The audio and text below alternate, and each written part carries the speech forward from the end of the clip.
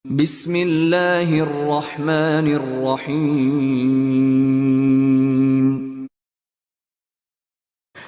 Kita lanjutkan bahasan kita dari kitab Mukhtasar Ad-Da' wa Ad-Dawa karya Ibnu Qayyim Al-Jauziyah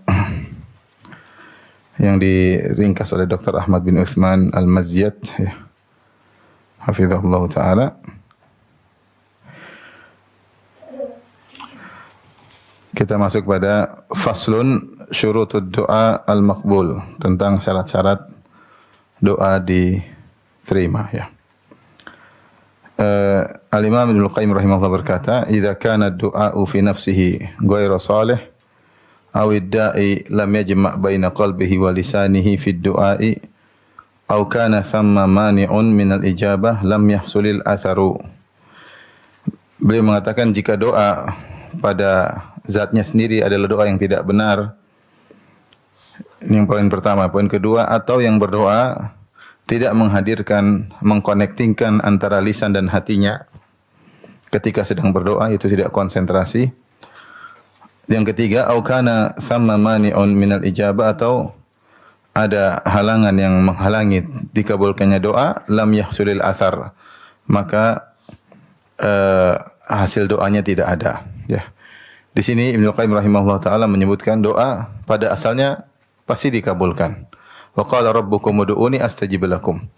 Dan Rabbmu berkata, berdoalah kepada aku, niscaya aku akan kabulkan doa kalian. Ini hukum asal. Hukum asal doa pasti dikabulkan oleh Allah Subhanahu wa taala. Jika doa tidak dikabulkan, berarti ada sesuatu yang salah. Ada syarat yang tidak terpenuhi. Dan ini kembali kepada tiga kondisi. Pertama, doanya itu sendiri mungkin tidak tepat, tidak soleh, meminta hal yang tidak baik untuk dia, atau minta hal yang buruk untuk orang lain, atau doanya berlebih-lebihan, ya, doanya sendiri tidak tepat, maka Allah tidak kabulkan. Kalau doanya baik harusnya dikabulkan. Yang kedua, yang berdoa ternyata dia tidak konsen, dia kurang merengek-rengek kepada Allah Subhanahu wa taala. Antara hatinya dan lisannya tidak sinkron, ya. Padahal Allah Subhanahu wa taala atau Nabi sallallahu alaihi wasallam bersabda, "Ud'ullaha wa antum muqinuna bil ijabah wa alamu anna Allah la yastajibu du'aan min qalbin ghafilin lahin." Berdoalah kepada Allah dalam kondisi yakin akan dikabulkan. Ketahuilah Allah tidak mengkabulkan doa orang yang hatinya lalai, ya. Jadi banyak orang berdoa namun hatinya lalai. Minta tapi tidak serius, ya. Minta tidak merengek-rengek. Terkadang minta tidak diulang-ulang. Ya, ketika lisannya berbicara sesuatu, hatinya entah kemana. Ya, seperti ini susah untuk dikabulkan. Susah untuk dikabulkan. Maka Ibnu Qayyim mengatakan bisa jadi yang berdoa tidak ada sinkronisasi antara hati dengan lisannya ketika doa. Atau yang ketiga, bisa jadi doanya sudah baik, dia pun sudah konsentrasi berdoa, memenuhi adab-adab berdoa, namun ternyata ada penghalang yang menghalangi doa dikabulkannya doa tersebut. Ya, penghalang, berbagai macam penghalang. Bisa jadi dia bermaksiat, bisa jadi dia makan yang haram. Bisa jadi doa tersebut mungkin tidak pantas untuk dikabulkan baginya, karena kalau dikabulkan maka akan bawa mudarat kepadanya, atau hal-hal yang lain. Sehingga seakan-akan Ibnu Qayyim rahimahullah berkata, jika kita berdoa dan doa tidak dikabulkan, bukan salah doanya, tapi hendaknya kita mengoreksi diri kita. Mungkin kita ada yang salah. Mungkin kita kurang ikhlas. Mungkin kita kurang dalam berdoa, kurang merengek-rengek. Mungkin kita ketika meminta kurang berharap, ya, sekedarnya doa asal-asalan saja, ya. Ya, sehingga ketika tidak dikabulkan, kesalahan ada pada diri kita. Bukan janji Allah yang keliru. Allah sudah berjanji, wa qala rabbukum ud'uni astajib lakum. Dan Allah tentu Maha benar. Shadaqallahul azim. Mintalah kepada aku, niscaya akan aku kabulkan. Ketika tidak dikabulkan, kita yang harus kita koreksi, ya. Kita yang koreksi. Mungkin waktunya kurang pas kita berdoa. Berdoanya mungkin asal-asalan, pikirannya kemana-mana, ya. Doanya mungkin karena ketamakan, macam-macam lah hal yang harus kita kurang tawakal kepada Allah. Doanya mungkin kita coba-coba, siapa tahu dikabulkan, siapa tahu enggak. Semua itu menjadikan doa kita tidak dikabulkan. Dari sini juga kita bisa mengambil faedah bahwasanya kondisi dikabulkannya doa tidak selalu dikabulkan. Seorang terkadang dikabulkan, sekarang tidak. Tergantung kepada kondisi kita dalam berdoa. Karena doa kadang kondisi kita kondisi yang paling bagus, terpenuhi secara segala syarat doa, maka dikabulkan. Dalam kondisi lain kita kurang, ya syarat-syarat tersebut tidak kita penuhi. Sehingga seorang, dan kita alami dalam kehidupan kita, terkadang doa kita langsung dikabulkan, terkadang tertunda, terkadang tidak dikabulkan. Tidak dikabulkan sesuai dengan yang kita inginkan, ya. Itu semua kembali pada kondisi kita yang berubah-ubah. Tidak ada salah dalam doanya. Allah yang diminta adalah Maha Murah, Maha Baik. Tidak ada susahnya bagi Allah untuk mengabulkan permintaan kita. Sebagaimana Allah menciptakan langit dan bumi yang penuh dengan kekayaan, tidak ada susahnya untuk berikan kita secercah sedikit dari kekayaannya. Tidak ada sulit bagi Allah. Berarti yang salah adalah kita. Yang salah adalah kita, atau tadi mungkin doanya tidak pas buat kita, kalau dikabulkan akan bawa mudarat kepada kita. Ya. Seperti saya kemarin pas hajian ada yang bilang, "Ustaz, ada teman yang nitip doa supaya diangkat jadi pejabat. Bolehkah saya berdoa dengan demikian?" Saya bilang, "Jangan. Berdoa saja, semoga Allah berikan terbaik bagi dia." Karena belum tentu kalau dia jadi pejabat lebih baik bagi dia, belum tentu. Tidak semua pejabat kemudian bisa menjalankan amanah dengan baik, bisa jujur, tidak semua. Bisa jadi orang jujur ketika menjalankan tugas berubah, pikirannya, orientasinya berubah, dan banyak hal. Maka berdoalah kepada Allah yang terbaik buat dia. Kalau memang dia baik jadi pejabat, insya Allah jadi pejabat. Kalau enggak, maka hendak, ya. Jadi maksud terkadang kita minta sesuatu yang menurut kita baik, tapi menurut Allah, Allah tahu itu tidak baik buat kita. Maka senantiasa kita husnudzan kepada Allah. Tapi intinya yang ingin saya sampaikan di sini, bahwasanya jika doa kita tidak terkabulkan setelah kita berdoa dan berdoa, berarti ada sesuatu yang perlu kita perbaiki. Mungkin masih ada yang haram yang kita makan. Mungkin kita malas-malasan berdoa. Mungkin berdoanya hanya sekedarnya, tidak diulang-ulang, ya, atau yang lainnya, ya. Baik, berikutnya Imam Al-Qayyim berkata, "Walaqad dallal aqlu wan naqlu wal fitaru." Akal telah menunjukkan, demikian juga nakal, yaitu Al-Quran dan Sunnah telah menunjukkan, wal fitaru jamak fitrah, yaitu fitrah manusia juga telah menunjukkan, ala anna taqarruba ila rabbil alamin, bahwasanya bertaqarrub kepada Rabbul alamin, wa talaba mardatihi, dan mencari keridhaan Allah Subhanahu wa taala, wal birra wal ihsan, berbuat kebajikan dan berbuat kebaikan, ila khalqihi, kepada makhluk-makhluk Allah, min a'zami al-asbabil jalibati likulli khair, merupakan sebab terbesar untuk mendatangkan segala kebaikan. Wa addaduha min akbaril asbabil jalibati likulli syarr, dan sebaliknya, yaitu jauh dari Allah, maksiat, berbuat buruk, kezaliman kepada orang lain, merupakan sebab terbesar untuk mendatangkan segala keburukan. Al-jalibati likulli syarrin. Famastujlibat ni'amullahi ta'ala wastudfi'at niqamuhu bimithli ta'atihi wa taqarrubi ilaihi, dan tidaklah kenikmatan-kenikmatan didatangkan kepada seseorang, dan tidaklah bencana-bencana ditolak dari seorang seperti dengan karena ketaatan dan mendekatkan diri kepada Allah, wal ihsan ila khalqihi, dan berbuat baik kepada sesama makhluk.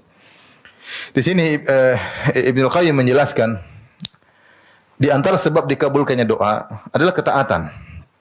Seorang sering taat kepada Allah Subhanahu wa taala, maka doanya mudah dikabulkan. Bahkan dia tidak berdoa pun Allah akan berikan kecukupan baginya. Bukankah Allah berfirman, "Wa may yattaqillaha ja'al lahu makhraja." Siapa yang bertakwa kepada Allah, Allah berikan dia solusi. Meskipun dia tidak berdoa, Allah kasih, apalagi dia berdoa. Ketika dia bertakwa kepada Allah, akan ada solusi. Makanya Syekh Utsaimin mengatakan rahimahullah, dalam saya pernah baca satu perkataan beliau, jika ada seorang menghadapi masalah, tidak ada solusi, ketakwaannya bermasalah. Dia harus ngecek ketakwaan dia. Mungkin dia kurang ikhlas. Mungkin ibadahnya pas-pasan, sekedarnya. Mungkin dia kurang baca Quran. Mungkin dia kurang salat malam. Mungkin dia kurang salat sunnah. Kalau harusnya ada solusi. Dan itu janji Allah. Wa may yattaqillaha yaj'al lahu makhraja. Siapa yang bertakwa kepada Allah, pasti ada solusi. Bukan cuma itu aja. Wa yarzuquhu min haitsu la yahtasib. Allah akan berikan dia rezeki dari arah yang tidak sangka-sangka. Rezeki itu banyak, berupa harta, berupa kelapangan, berupa ketenangan, berupa kebahagiaan, ketentraman yang tidak dia duga-duga. Syaratnya dia bertakwa. Apalagi kalau dia gabungan bertakwa kepada Allah, kemudian mencari keridhaan Allah, selalu dia mencari keridhaan Allah. Allah suka enggak seperti ini, saya kerjakan. Allah enggak suka, saya tinggalkan. Selalu dalam kehidupannya orientasinya bagaimana keridhaan Allah. Allah ridho enggak? Allah ridho, saya kerjakan. Allah enggak ridho, saya tinggalkan. Selalu begitu. Allah ridho, saya kerjakan. Allah tidak ridho, saya tinggalkan. Dan ini harus menuntut seorang punya ilmu untuk mengetahui mana keridhaan Allah dan mana yang tidak diridhai oleh Allah Subhanahu wa taala. Ditambah lagi yang ketiga, ihsan al-bir wal ihsan ila khalqihi, berbuat baik kepada sesama manusia. Berbaik kepada sesama manusia. Jika digabungkan ketakwaan, taqarrub kepada Allah, mencari keridhaan Allah dengan berbuat baik kepada makhluk, maka mudah sekali doanya dikabulkan. Mudah sekali doanya dikabulkan, ya. Oleh karenanya orang yang paling mewujudkan hal ini adalah Nabi sallallahu alaihi wasallam. Orang yang paling bertakwa kepada Allah dan yang paling berbuat baik kepada makhluk, kepada manusia adalah Nabi sallallahu alaihi wasallam. Maka benar perkataan Ibnu Qayyim, tidaklah nikmat Allah mudah didatangkan dan tidaklah bencana mudah ditolak dengan sebab terbesar seperti taat kepada Allah dan bertaqarrub kepada Allah dan berbuat baik kepada sama manusia. Dalam kehidupan ini kita tidak bisa duga apa bencana yang akan berhadapan dengan kita. Banyak sekali pernak-pernik kehidupan. Dalam kehidupan rumah tangga, bertetangga, dalam rumah tangga kita sendiri, dalam bertetangga, kemudian dalam pendidikan misalnya, kemudian banyak hal dalam perdagangan, dalam ekonomi kita, banyak masalah. Kalau kita mau cari solusi satu persatu sulit. Otak kita terbatas, pengalaman kita terbatas. Terus gimana? Tinggal bertakwa. Bertakwa bersama orang lain sambil berusaha. Berdoa.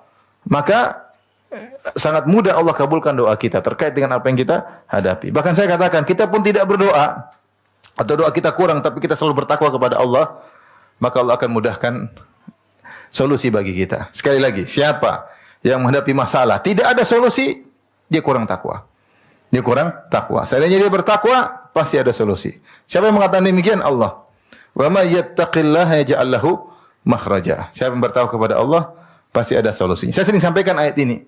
Ayat ini Allah turunkan dalam surat namanya surat Talaq, surat perceraian. Dan kondisi paling berat dihadapi oleh seorang lelaki pun wanita, kondisi cerai. Itu kondisi paling berat dalam kehidupannya. Lebih daripada masalah ekonomi, lebih dari masalah tetangga, lebih masalah paling berat masalah perceraian. Apalagi dia punya anak, kemudian ribut cerai. Kondisi paling berat.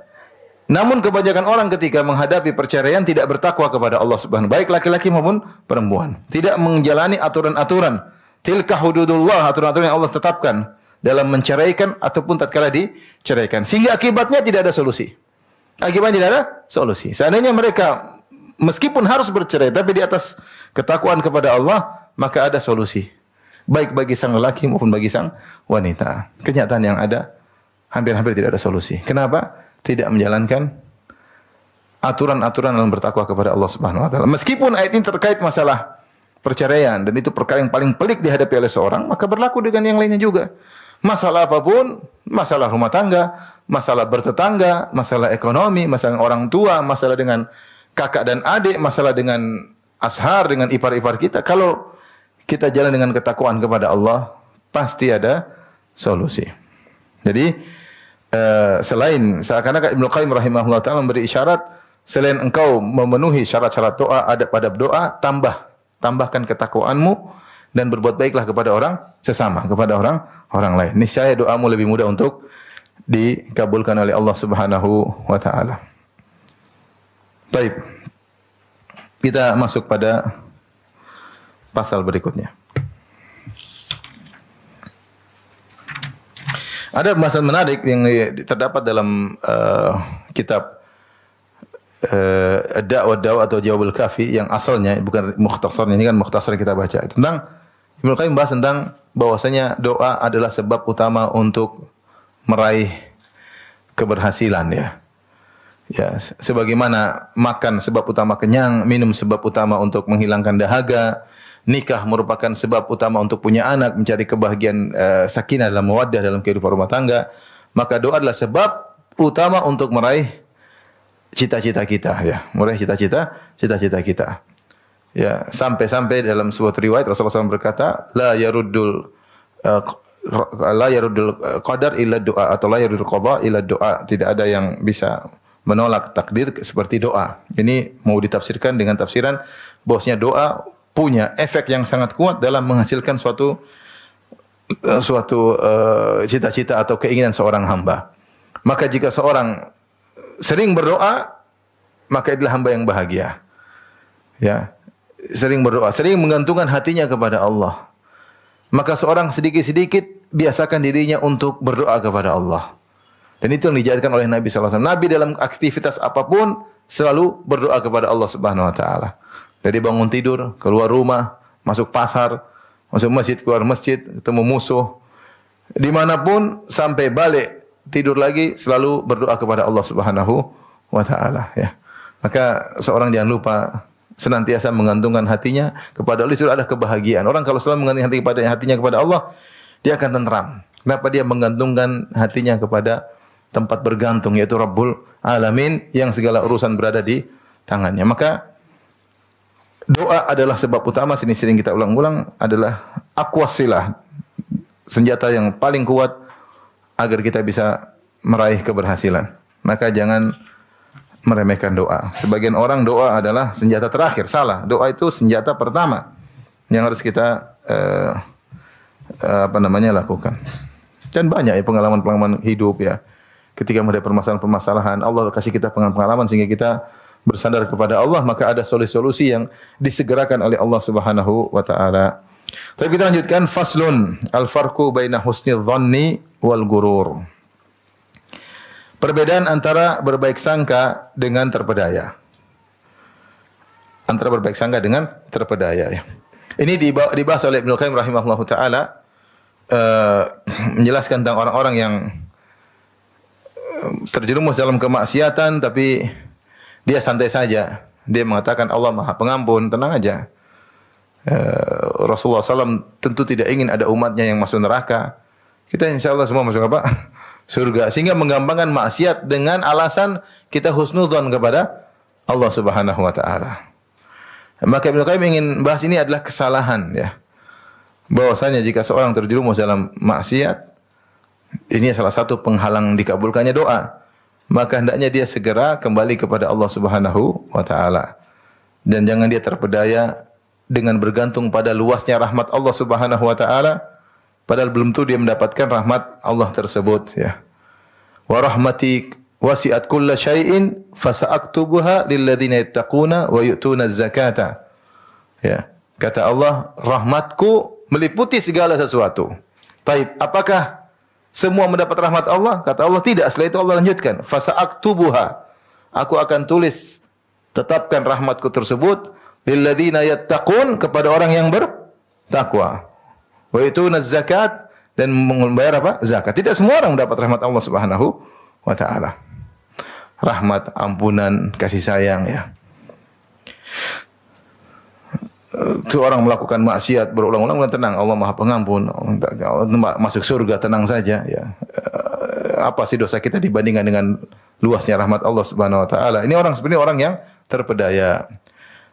Baik, kita bacakan perkataan Ibnu Qayyim rahimahullah taala. Beliau berkata, "Katsirun minal juhal i'tamadu ala rahmatillahi wa afwihi wa karamih." Banyak orang-orang jahil, orang-orang bodoh, bersandar terhadap rahmat Allah dan ampunannya dan kebaikan Allah. Wa dhayya'u amrahu wa nahyahu. Sementara mereka melalaikan perintah Allah dan melanggar larangan Allah. Wa nasu annahu syadidul iqab. Mereka lupa bahwasanya Allah itu syadidul iqab. Hukumannya sangat keras. Wa annahu la yuraddu ba'suhu 'anil qaumil mujrimin, dan bahwasanya jika Allah telah menurunkan siksaannya, tidak ada yang bisa menolak siksaannya dari orang-orang yang berbuat dosa. La yuraddu ba'su, itu tidak tertolak siksaannya, 'anil qaumil mujrimin, dari orang yang pendosa. Kalau sudah turunkan, tidak ada yang bisa menghalangi siksaan Allah. Wa min i'tamada 'alal afwi ma'al israr fa huwa kal mu'anid. Maka siapa yang bersandar kepada ampunan Allah sementara dia terus-menerus bermaksiat, maka inilah pembangkang. Ini adalah apa? Pembangkang. Orang yang bersandar kepada rahmat Allah, yang berusaha beribadah, berusaha bertakwa, itu yang bersandar kepada rahmat Allah. Adapun dia Allah Maha Pengampun tapi dia terus bermaksiat, dia terus melanggar perintah Allah, terus melakukan larangan Allah, maka ini adalah magrur, dia telah terpedaya. Kemudian Ibnu Qayyim rahimahullahu taala menukil perkataan para para salaf ya. Perkataan para salaf. Jadi Ibnu Qayyim membuat permisalan seperti hamba yang kabur. Hamba yang kabur dari majikannya. Kemudian kabur, semakin bangkang, disuruh balik enggak balik-balik, kemudian dia bilang Tuanku Maha Pengampun.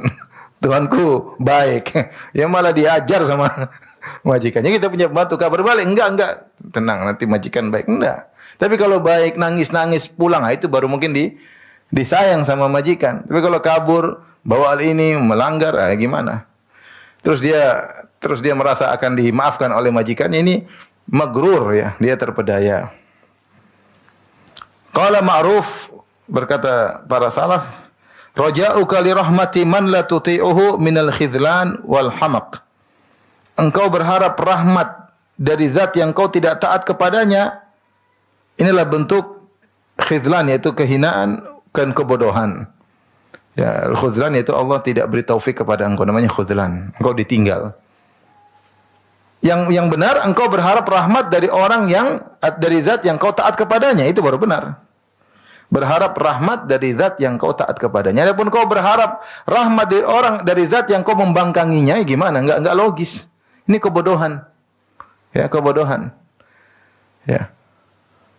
Berharap rahmat dari zat yang kau membangkang kepadanya. Semua perintah dilanggar, semua larangan dikerjakan. Terus berharap rahmatnya, ini adalah kebodohan. Wa kana yaqul, Ma'ruf juga berkata, inna qauman alhathum amaniyul maghfirah hatta kharaju minad dunya bighairi taubah. Ada suatu kaum yang mereka dilalaikan dengan angan-angan bakalan diampuni. Ngapain Allah Maha Pengampun. Jadi mereka hanya melihat dalil-dalil tentang Allah Maha Pengampun, tidak melihat dalil-dalil bahwasanya Allah syadidul iqab, ya. Kata Allah, nabbi ibadi anni anal ghafurur rahim wa anna adzabi huwal adzabul alim, dalam surat Al-Hijr.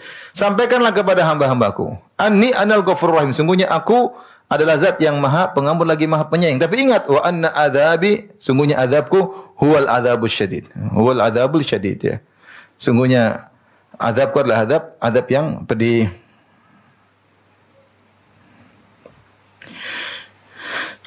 Maka ada suatu kaum yang mereka terlalaikan dengan angan-angan diampuni. Hatta kharaju minad dunya bighairi taubah, sehingga mereka akhirnya meninggalkan dunia ini tanpa bertobat. Kata mereka, enggak perlu taubat.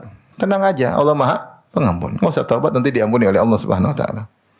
Yaqulu ahaduhum, salah seorang dari mereka berkata, la anni uhsinu dzan bi rabbi. Kenapa li anni uhsinu dzan bi rabbi? Kenapa kau tidak bertobat? Saya husnudzan. Husnudzan, selesai. Allah Maha Pengampun, ya Allah ampuni saya, tidak perlu saya minta ampun, Allah sudah ampuni, ya. Hanya melihat sebagian dalil, ya. Wa kadzaba, kata Ibnu Qayyim, dia dusta. Lau ahsana dhanna la ahsanal amal. Kalau dia berbaik sangka, tentu dia akan beramal yang baik. Ya. Kalau dia berbaik sangka kepada Allah, tentu dia akan beramal yang baik, ya.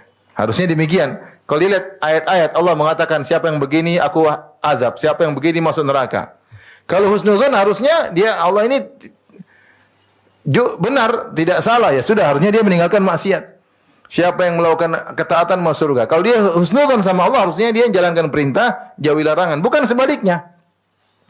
Husnuzan malah melanggar perintah, melakukan larangan. Ini bukan husnuzan, suudzon, berarti Allah ngawur, semua yang Allah sampaikan enggak benar semuanya. Kalau dia tahu Allah Sadaqallahul azim, Allah Maha benar, harusnya apa yang Allah sampaikan ketaatan, maka dia husnuzan, dia jalankan. Apa yang Allah larang, maka dia tinggalkan. Bukan sebaliknya. Ini husnuzan yang keliru. Justru ketaatan dilanggar, kemudian larangan dikerjakan.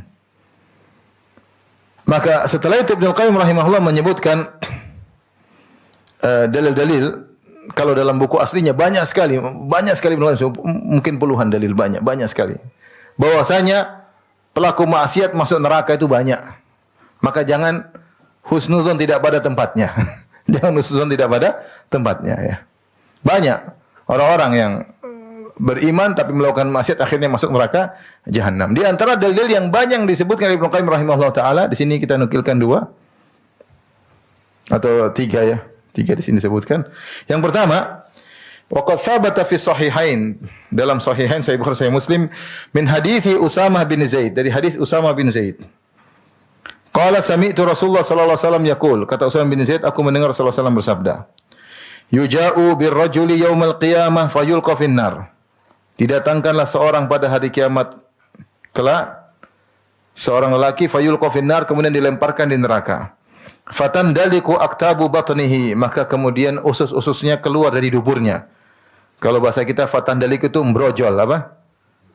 Keluar gitu, tiba-tiba keluar. Apa bahasa Jawanya? Brojol ya? Benar yang brojol. Kalau bahasa Jogja metu. Brodol ya gitu. Itulah. Jadi tiba-tiba keluar dari duburnya dengan cepat. Brojol. Kemudian ususnya tersebut fayaduru finnari kama yadurul himar birohahu. Maka ususnya tadi membuat seperti tali, membuat dia putar-putar di neraka. Sebagaimana himar, keledai atau dongki yang memutar alat penggiling gandum. Ada batu, dikasih kayu, kemudian himar mutar itu untuk menggiling apa? Gandum. Dia mutar-mutar pakai tali ususnya, mutar-mutar. Ini perumpamaan yang sangat buruk ya. Ususnya brojol, kemudian dia seperti himar. Himar itu apa? Allah kamathil himar yahmilu asfara. Allah menyamakan orang Yahudi seperti himar-himar yang memikul buku-buku yang banyak. Semakin banyak buku, semakin memberatkan dia. Dia enggak tahu baca buku tersebut. Itu orang punya ilmu tapi tidak diamalkan, seperti itu. Ilmunya banyak, ngaji melulu. Ibu-ibu mengaji pagi, siang, malam tapi tidak diamalkan. Bapak-bapak juga demikian ya. Oleh karenanya disamakan seperti himar orang ini. Siapa orang ini? Kok muter-muter di neraka? Jadi heboh. Fayutifu bihi ahlun nar. Maka akhirnya penghuni neraka pada ngumpul semua. Ini bikin heboh di neraka. Siapa itu? Terkenal dia rupanya, dia masyhur. Orang semua pada penghuni neraka pada ngumpul dia. Ternyata dia ustaz. Ternyata orang ini apa? Ustaz. Fayaqulun, maka mereka berkata kepadanya, "Ya fulan, ma asabaka?" Wahai fulan, apa yang telah menimpamu? Kok bisa di sini sama kami? Alam takun ta'muruna bil ma'ruf wa tanhana 'anil munkar? Bukankah kau yang pernah dulu menyuruh kami untuk berbuat kebaikan dan mencegah kami dari kemungkaran? Maka dia akui. Fayaqulu kuntu amurukum. Benar. Saya dulu perintahkan kalian bil ma'ruf wala atih, namun aku tidak kerjakan. Wa anhaakum 'anil munkar wa atih, dan aku melarang kalian dari kemungkaran, justru aku melakukannya. Subhanallah. Ini lihat contoh gimana pelaku maksiat menghusnudzon kepada Allah, sementara ini ustaz yang ilmunya kalau masalah rahmat Allah dia lebih tahu daripada kalian. Dia pun masuk neraka jahanam. Husnudzon dia tidak bermanfaat, membuat dia masuk neraka jahanam. Jadi heboh di neraka. Orang-orang semua kemudian mendatanginya bingung, ini orang kok salah kamar atau gimana, kok masuk ke sini? Ternyata dia ustadz yang diadab gara-gara memerintahkan apa yang tidak dia kerjakan, kemudian melarang apa yang dia kerjakan. Dan ini hadis yang mengerikan bagi para dai. Atanha an khuluqin wa ta'tiya mithlahu arun 'alaika idza fa'altahu azimu. Kata seorang penyair, apakah kau melarang dari suatu perangai sementara kau melakukannya? Sungguh aib ya jika kau melakukan demikian. Kau larang malah kau yang melakukannya. Orang lain kau larang, kau sendiri melakukannya. Dan betapa banyak seperti ini, dai-dai yang seperti ini. Pandai menulis status, pandai memberi nasihat, tapi dia sendiri melanggar apa yang dia nasihati. Dia melarang orang untuk melakukan ini dan itu, sebenarnya dia melakukannya. Kalau dia tidak segera bertobat kepada Allah Subhanahu wa taala, maka dia akan nasibnya seperti lelaki ini, ustaz yang dipermalukan dalam neraka jahanam, diputar-putar seperti himar. Putar-putar enggak berhenti. Orang-orang melihatnya, berbicara dengannya, dan dia mengakui kesalahannya. Ini contoh siapa yang lebih tahu tentang rahmat Allah daripada sang ustaz. Ustaz lebih tahu, tapi dia justru masuk apa? Neraka jahanam. Husnudzonnya kepada Allah tidak pada tempatnya dan tidak menyelamatkannya. Maka seorang jangan meremehkan apa? Maksiat. Jangan meremehkan maksiat. Taib, hadis berikutnya, maka saya ingatkan kepada diri saya pribadi dan juga kepada ibu-ibu, ini kajian khusus ibu-ibu ya. Saya pernah dapat kasus di ada seorang polisi. Saya sering cerita hal ini. Ada seorang polisi datang kepada saya. Mungkin pangkatnya sudah tinggi, kemudian minta ngomong pribadi sama saya. Kemudian saya ngomong sama dia, nangis. Ini polisi nangis setumben. Nangis bukan apa? Nangis katanya istrinya membangkang. Tidak mau sama dia, tidak mau diajak jalan bareng, tidak mau tidur bareng. membangkang. Padahal sudah dibelikan mobil, sudah dikasih uang bermiliar-miliar. Ini kisah nyata, artinya saya dapat langsung. Terus saya bilang, Pak, dia sambil nangis. Saya bilang, Pak, bapak istrinya suruh ngaji, Pak. Iya, dia kenal Ustaz, dia panitia pengajian. Wah, ini salah ngaji nih begini. Saya tidak pernah ngajarkan demikian, Pak. Panitia pengajian. Saya bilang, suruh dia ke sini. Akhirnya berapa lama kemudian, alhamdulillah saya lagi jalan kaki. Saya lihat dia jalan kaki sama istrinya. Dia sudah senyum-senyum, alhamdulillah. Alhamdulillah. Enggak tahu istri yang itu apa istri yang baru, saya enggak tahu. Tapi yang itu istri yang itu yang bermasalah itu. Maksud saya, orang ngaji terkadang tidak membuat dia selamat. Tidak membuat dia apa? Selamat kalau dia tidak mengamalkan apa yang dia sudah pelajari. Percuma ya. Saya tadi pagi sudah sampaikan di Masjid Jamilur Rahman tentang bagaimana penghuni surga ketika ingin menolong teman-temannya di neraka jahanam. Kemudian mereka datang kepada Allah untuk minta izin diberi syafaat. Mereka berkata, Ya Rabbana haula'i ikhwanuna kanu yahujjuna ma'ana wa yusalluna ma'ana wa yusumuna ma'ana. Ya Allah, itu teman-teman kami di neraka. Dulu salat bareng kami. Dulu puasa bareng kami. Dulu hajian bareng kami. Bayangkan hajian masuk apa? Neraka. Jadi kita ini berusaha bertakwa kepada Allah sambil husnudzan. Bukan maksiat kepada Allah kemudian apa? Husnudzan, ya. Kalau ada yang orang utama untuk diselamatkan oleh Allah adalah ustadz ini. Ternyata ustadz ini malah masuk neraka jahanam. Kenapa? Dia tidak mengamalkan apa yang dia ilmui. Waliyadzubillah. Ya, maka harapan saya kepada para ibu-ibu ketika belajar teraplikasikan dalam kehidupan sehari-hari pada anak-anak, kepada suami, kepada orang tua, kepada saudara. Ini pengajian untuk ibu-ibu ya. Karena jika tidak maka akan menjadi bumerang bagi kita. Tapi hadis yang kedua yang juga dibawakan oleh Ibnu Qayyim rahimahullah. Sebenarnya puluhan ya, kalau saya tidak salah banyak sekali dibawakan dalam kitab aslinya, bukan mukhtasar. Tapi ini dipilih oleh sang mukhtasir. Peringkasnya hanya memilih beberapa. Sebenarnya banyak hadis-hadis tersebut tentang bagaimana orang ghibah masuk neraka, bagaimana Nabi masuk neraka. Banyak dalil-dalil menunjukkan bahwasanya kita harus takut kepada Allah. Ya. Jangan husnudzon kecuali kalau kita berusaha bertakwa kepada Allah. Adapun kita maksiat sama Allah Maha Pengampun, Maha Pengampun, tidak bertobat, ini salah. Kalau kita bertobat baru kita husnudzon. Tapi kalau enggak bertobat, husnudzon yang tidak pada tempatnya. Taib wa fil musnad, dalam musnad Imam Ahmad aidan min hadits Ibnu Mas'ud anna Rasulullah sallallahu alaihi wasallam qala, dari hadis sahabat Ibnu Mas'ud radhiyallahu anhu anna Rasulullah sallallahu alaihi wasallam berkata, iyyakum wa muhaqqiratiz dzunub. Ya, hati-hatilah kalian, waspadalah terhadap dosa-dosa yang diremehkan. Fa innahunna yajtami'na 'ala rajuli hatta yuhliknahu. Sungguhnya dosa yang diremehkan tersebut akan berkumpul pada seorang kemudian membinasakannya. Kemudian membinasakan. Jadi masalahnya kita menyepelekan dosa, ini masalah besar.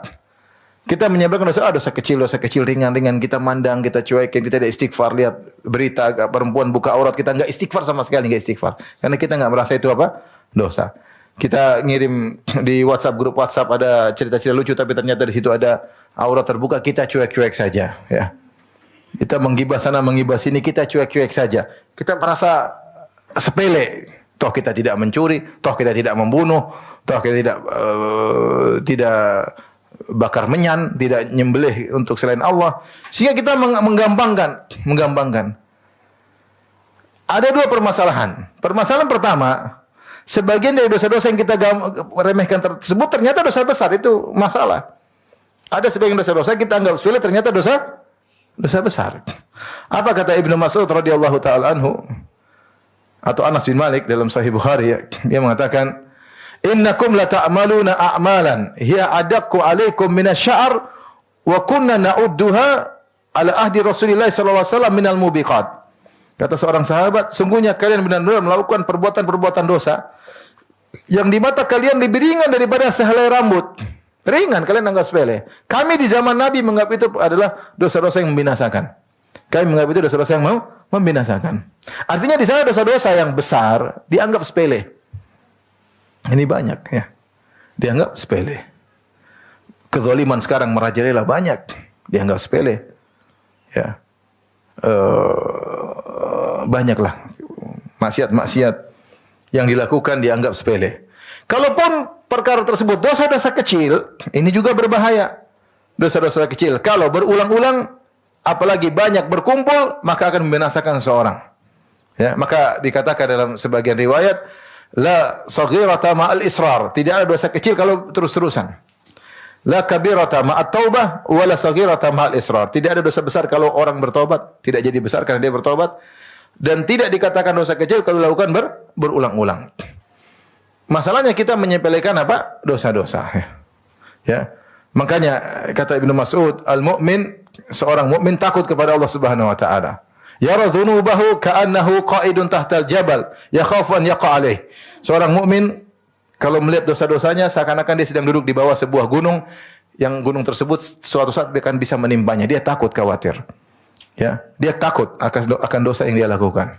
Kata Allah kepada Nabi, "Qul inni akhafu in asaitu rabbi adzab yaumin azim." Katakanlah Muhammad, sungguhnya aku ini takut dengan adab yang pedih kalau aku bermaksiat kepada Allah. Nabi disuruh ucapkan demikian. Wal munafik, adapun orang munafik, yara dhunubahu kadzubabin mara ala anfihi fayaqulu hakadha. Adapun orang munafik, dia melihat dosanya seperti lalat yang lewat depan hidungnya dan dia ginian, dia sepelekan. Sepele, enggak ada masalah. Menyepelekan dosa-dosa. Ya. Seorang yang bertakwa kepada Allah tidak ada dosa yang disepelekan. Dosa kecil, dosa besar tidak ada yang disepelekan. Dia selalu waspada. Dia selalu waspada. Betapa banyak dosa-dosa besar dimulai dari dosa-dosa yang kecil yang dia sepelekan. Ini awal dari kebinasaannya tanpa dia sadari. Tanpa dia sadari. Oleh karenanya Rasulullah mengatakan, hati-hatilah terhadap dosa-dosa yang diremehkan.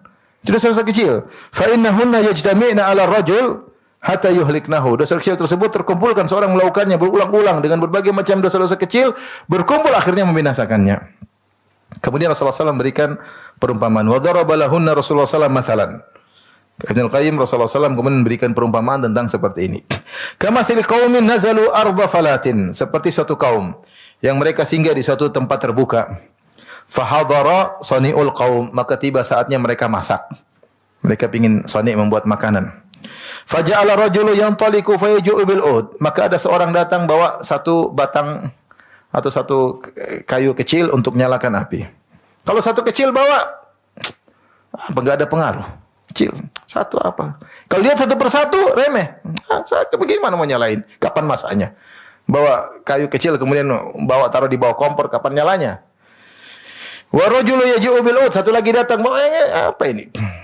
Tetapi kalau rame-rame bawa, jadi banyak kayu, hatta jama'u sawadan, sampai kemudian banyak kayu yang kecil-kecil tersebut, wa ajjaju naran, kemudian mereka nyalakan api, fa amdaju ma qadhafu fiha, maka semua yang diletakkan di situ akan menjadi masak atau menjadi terbakar karena apinya kebesaran. Nah, kira-kira demikian dosa. Kalau kita lihat satu persatu kelihatannya sepele. Lihat, mungkin pembawa berita perempuan terbuka jilbab, kita dosa kecil. Memang dosa kecil, bukan dosa besar. Melirik sih dosa kecil. Tapi kalau sering melihat nonton film Korea 2 jam gimana kecil? Ada deh. Repot. Ya.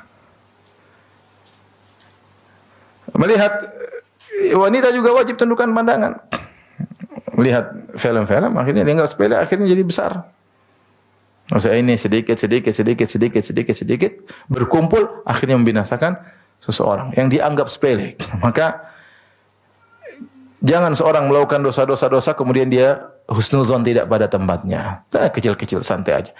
Ternyata dia telah mengumpulkan banyak sekali dosa kecil sehingga dosa kecil tersebut akhirnya membesar menjadi api yang menyala yang bisa menghanguskan dirinya. Maka seorang waspada, dalam hidup ini hidup cuma sekali. Kita buang-buang umur melihat yang haram ya. Sekarang ini memang masalah tuh HP sudah. Masalah tuh HP, kuota masalah. Kalau nggak ada kuota lebih selamat. Ada punya kuota udah. Berselancar dalam alam internet, melihat semuanya, melihat aib orang, melihat gibah dan namimah, melihat akhwat yang terbuka auratnya, melihat lelaki tampan, semua dilihat. Ya, belum kita ikut komentar, belum ikut men-share, belum macam-macam. Dengar musik-musik lah, semua ini kelihatannya sepele, tapi berkumpul. Setelah itu masih saya bertauhid, tenang aja, kita bertauhid. Ibnu Taimiyah mengatakan telah mutawatir ahli tauhid masuk neraka. Banyak ahli tauhid masuk neraka. Satu bertauhid masuk neraka gara-gara zalimi orang. Satu bertauhid masuk neraka gara-gara nyuri tanah orang, satunya masuk ahli tauhid masuk neraka gara-gara gibah, satunya ahli tauhid gara-gara makan harta anak yatim, satunya ahli tauhid masuk neraka kenapa? Gara-gara bangga kepada suami, satunya ahli tauhid masuk neraka banyak. Mutawatir kata Ibnu Taimiyah rahimahullahu taala. Kemudian jangan bilang saya ahli tauhid, semuanya akan diampuni. Belum tentu. Belum tentu. Tauhid benar bisa menghapuskan dosa-dosa kalau tauhidnya kencang. Kalau tauhidnya kuat. Ini baru dianu sedikit sudah tidak sabar, sudah nangis, sudah merengek, sudah gimana tauhidnya kencang. Tawakalnya bukan kepada Allah.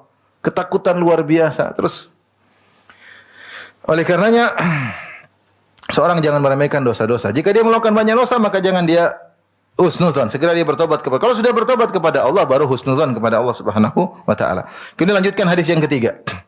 Wa fi sahih Bukhari, dalam sahih Bukhari, min hadits Abi Hurairah anin Nabi sallallahu alaihi wasallam, dari Nabi sallallahu alaihi wasallam. Ya, saya ingatkan kita kembali kepada makna takwa yang sering saya sampaikan. Khalid dzunuba saghira wa kabira dzaka tuqa wasna kamashin faqa ardi syauki yahdharu ma yara la tahqiranna saghiratan innal jibala minal hasa. Ya, tinggalkan dosa besar maupun dosa kecil, semua tinggalkan. Dalam hidup ini kita berusaha tinggalkan. Jadilah engkau seperti orang yang berjalan di atas tanah yang penuh dengan duri, duri besar, duri kecil. Yahdharu ma yara, dia waspada, jangan sampai menginjakkan kakinya ke duri. Duri besar maupun dosa kecil dia hati-hati. Ya. La tahqirana saghiratan, jangan remehkan yang kecil-kecil, duri kecil pun jangan diremehkan. Innal jibala minal hasa, sungguhnya gunung berasal dari kerikil-kerikil.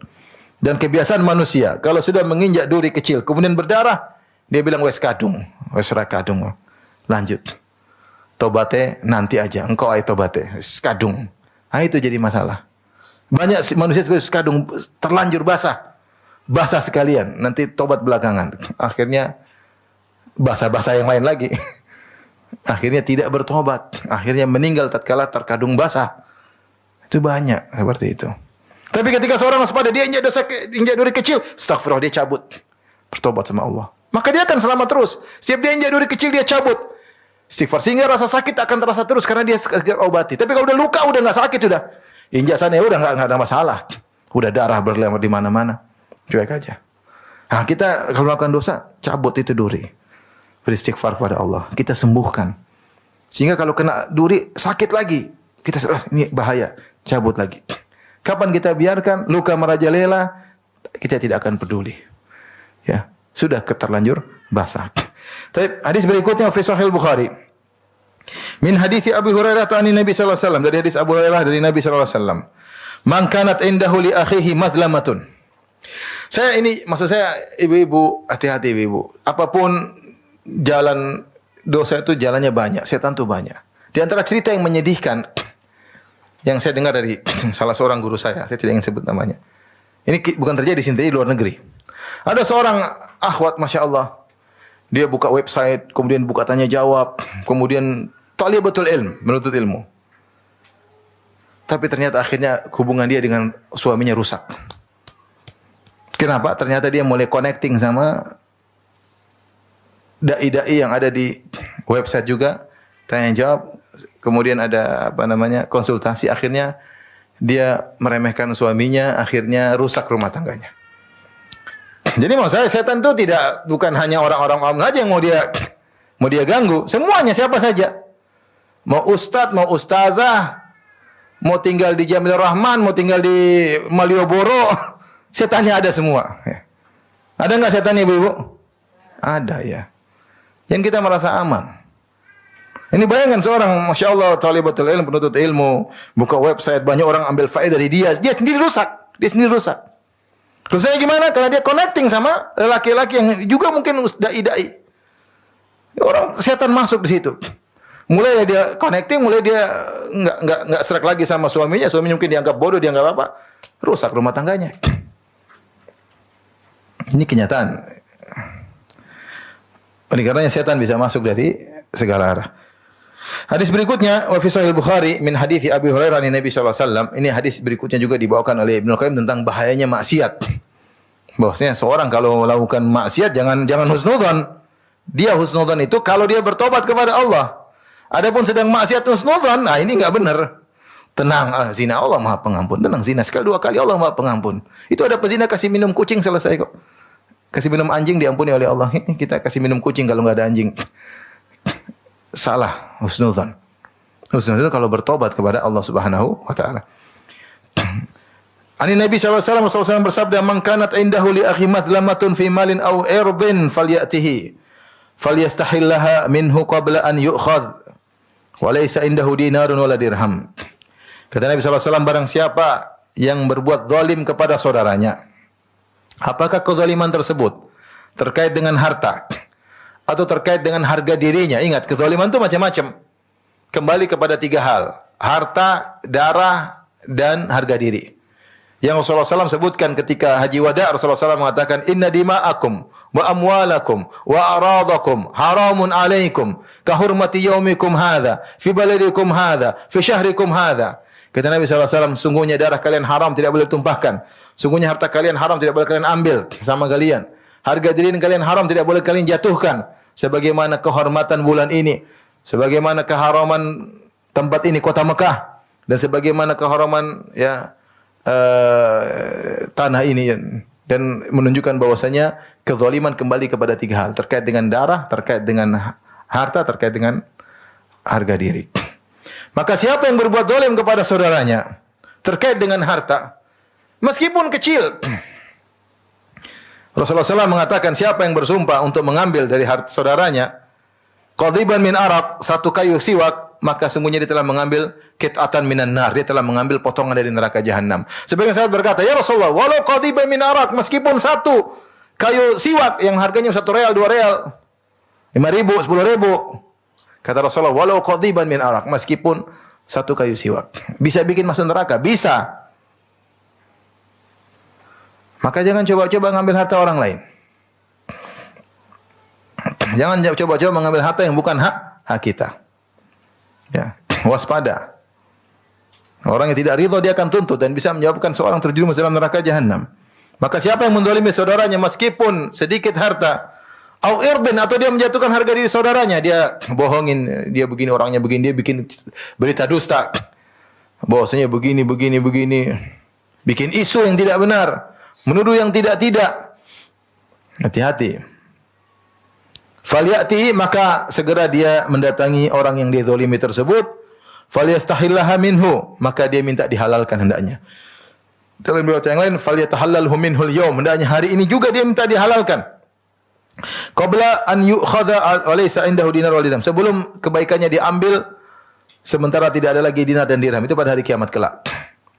Dalam riwayat qabla alla yakuna dinar wal dirham, sebelum datang hari kiamat tidak dinar, tidak ada dirham, maka minta maaf sekarang.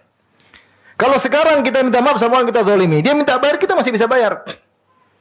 Kita masih bisa bayar. Ada Syekh Utsaimin berkata, kalau ada orang kita gibahi, kemudian ketahuan kita menggibahi dia, dan dia tidak ridho kecuali kita kasih dia harta, kasih harta tersebut. Ringan, harta kita bisa cari lagi. Nah, kalau hari kiamat kita bayar pakai apa? Manusia dibangkitkan dalam kondisi buhman. Yuhsyarun nasu yaumal qiyamati hufatan uratan gurlan buhman. Manusia dibangkitkan pada hari kiamat dalam kondisi tidak berpakaian, dalam kondisi tidak beralas kaki, dalam kondisi belum disunat, buhman, dalam kondisi tidak bawa apa-apa, tidak ada yang dia bawa. Harta yang dia kumpulkan, mobil yang dia kumpulkan, semua dia tinggalkan. Terus dia mau membuat ridho orang tersebut pakai apa? Di dunia masih bisa. Ada orang marah-marah, kita kasih duit, dia Assalamualaikum Pak Haji, senang dia. Dia maafkan. Manusia mudah, kita ambil hatinya, kasih duit dia maafin. Kita mungkin ngomongin dia, ajak makan, kasih dia, saya kemarin ngomongin, oh enggak apa-apa, sudah selesai. Mudah bagi dia. Ketika masih hidup dan kita masih ada yang kita beri. Tapi kalau hari kiamat mau kasih apa? Enggak ada. Yang diambil pahala kita.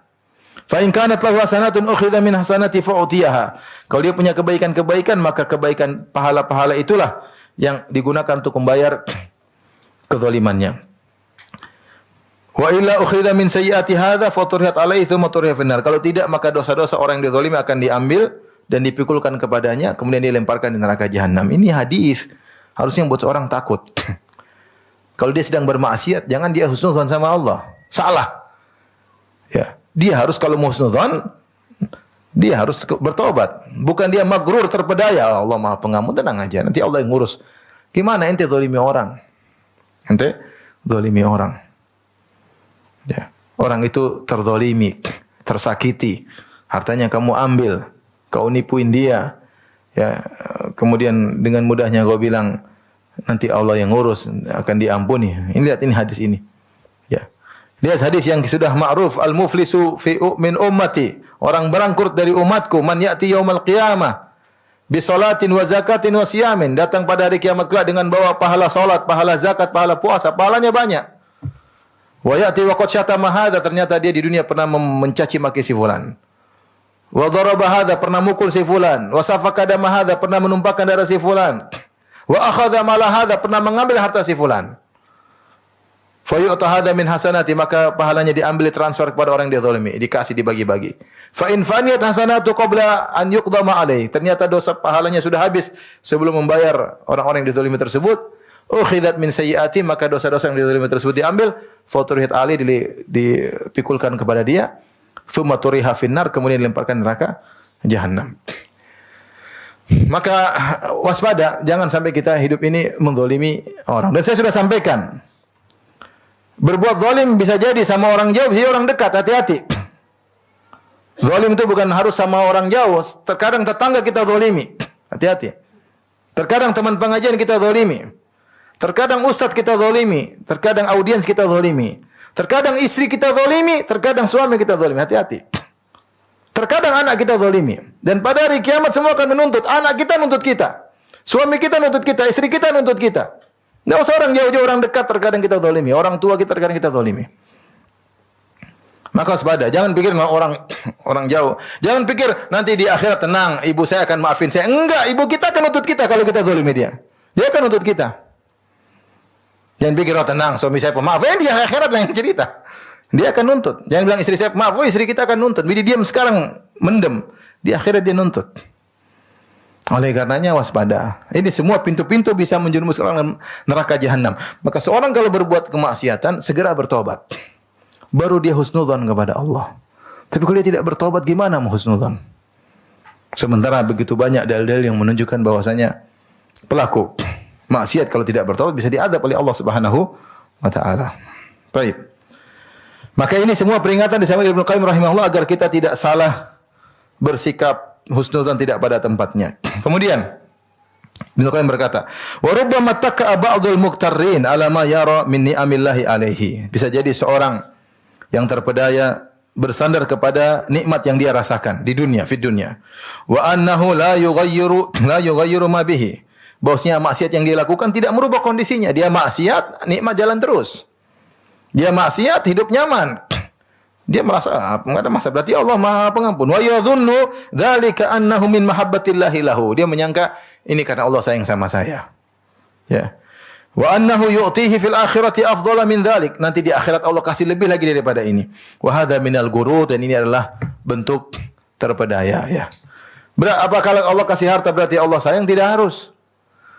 Ayahsabuna annama numidduhum bihi min malin wa banin nusari'u lahum fil khairati bal la yash'urun. Dalam surat Al-Mu'minun kata Allah Subhanahu wa taala, apakah mereka menyangka kami berikan mereka harta dan anak-anak, kami berikan kebaikan, bahwasanya mereka menyangka kami berbuat baik sama mereka? Tidak. La yash'urun, mereka tidak sadar bahwasanya itu adalah istidraj, mereka tidak sadar. Sebagian orang menyangka kalau dikasih harta, kemajuan, sukses ekonomi berarti ya sudah Allah telah ridho sama saya. Enggak. Orang kafir lebih banyak sukses daripada kita. Kullan numiddu haula'i wa haula'i min ata'i rabbik. Semua kami berikan, kata Allah. Beriman kami kasih, orang kafir kami kasih. Kalau ukuran ekonomi berarti keridhaan Allah, orang kafir diridhai oleh Allah Subhanahu wa taala. Mereka lebih kaya daripada kita.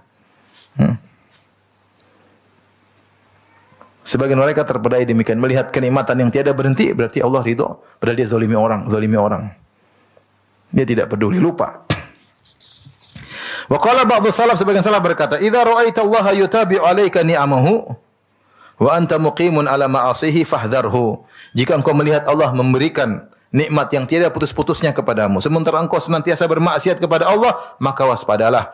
Fa inna ma huwa istidrajun minhu yastadrijuka bihi. Sungguhnya itu istidraj. Allah mengulur engkau dengan nikmat-nikmat tersebut sehingga membuat kau semakin lupa, semakin lalai. Tiba-tiba kemudian Allah matikan engkau. Maka seorang waspada. Terus diulur sana stadidujuhum min haitsu la ya'lamun. Terus kami istidraj di mana mereka tidak sangka. Maksiat jalan terus, kezaliman jalan terus, harta tambah banyak terus. Terus tiba-tiba di puncak kemaksiatan tiba-tiba Allah matikan kemudian masuk neraka jahanam. Wa qala ba'dhu salaf, sebagian salaf berkata, rubba mustadrajin bi ni'amillahi alaihi wa huwa la ya'lam. Betapa banyak orang yang istidraj dengan nikmat-nikmat Allah, Allah kasih nikmat-nikmat dan dia tidak sadar bahwasanya itu istidraj. Banyak. Wa rubba magrurin bi sitrillahi alaihi wa huwa la ya'lam. Betapa banyak orang melakukan maksiat, kemudian Allah tutup, dia menyangka aman-aman saja. Selalu maksiat tertutup, oh aman, berarti aman. Dia lupa bahwasanya suatu saat Allah bisa membuka aibnya atau ketika itu dia Allah cabut nyawanya. Ya akhi, kemudian yang selanjutnya, wa rubba maftunin bi thana'in nas alaihi wa la ya'lam. Betapa banyak orang terfitnah dengan pujian manusia dan dia lupa bahwa itu istidraj. Dia lupa itu apa adalah istidraj. Bukan berarti kalau seorang dai followernya banyak berarti dia benar, belum tentu. Belum tentu. Bukan berarti semua orang muji-muji dia kemudian dia pasti benar, belum tentu.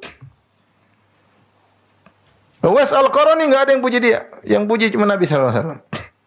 Bahkan orang mencurigai dia. Ternyata khairut tabi'in yang terbaik. Enggak ada yang tahu dia. Ya, akhi, saya tahu dalam hidup ini ada seorang dipuji-puji. Sudah meninggal dunia. Tapi makan duit orang banyak, saya tahu. Saya tidak perlu sebut namanya. Tidak ada yang mencela orang muji-muji dia. Mencela tidak mungkin bisa dihitung dengan jari. Yang muji terlalu banyak, orang terpedaya. Tapi saya tahu hakikat orang ini. Bukan berarti pujian orang banyak berarti dia hebat. Enggak. Ini orang tukang makan harta orang lain. Yang sudah meninggal, yang masih hidup juga ada. Ya. Meskipun dipuji oleh jutaan orang. Ya. Oleh karenanya, jangan sampai seorang merasa dipuji oleh orang, followernya banyak, berarti dia merasa, oh saya telah, berarti benar. Ya, tentu, kita koreksi diri. Pujian bukan apa? Bukan ukuran. Ini kata Ibnu Qayyim. Wa rubba maftunin bi thana'in nasi alaihi wa la ya'lam. Betapa banyak orang terfitnah dengan pujian banyak orang, dia tidak sadar itu adalah ya, istidraj. Mau dia semakin lalai. Demikian saja Ibnu rahmatillah subhanahu wa taala yang saya sampaikan. Semoga ibu sekalian bisa menjadi istri-istri yang salehah, yang bisa menemani suami di dunia terlebih lagi di surga kelak. Amin ya rabbal alamin. Wabillahi taufiq. Assalamualaikum warahmatullahi wabarakatuh.